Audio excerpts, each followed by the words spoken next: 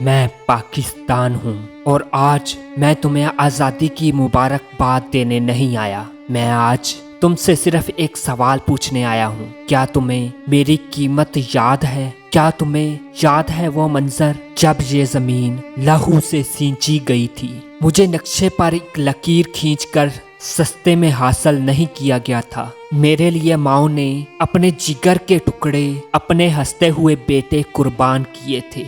बापों ने अपनी जवान और मजबूत कंधों पर अपने ही बच्चों की लाशें उठाई थी। बहनों की चादरें लुट गईं, बच्चों ने अपनों के साए खो दिए और रातों रात घर उजड़ गए। वो सफर कांटों और लहू का सफर था, जहां हर कदम पर कुर्बानी की एक नई दास्तान रकम हो रही थी। लेकिन आज जब मैं अपने ही घर के अंदर अपनों को लड़ते हुए देखता हूँ, जब देखता हूँ कि तुमने आपस की नफरतों में मेरी उस कुर्बानी को भुला दिया है, तो मेरा सीना फट जाता है। क्या आज़ादी का मतलब सिर्फ एक दिन के नारे लगाना और जश्न मनाना रह गया है? क्या मेरे वजूद की कीमत इतनी सस्ती थी कि तुम इसे आपस की लड़ाई में गंवा दो?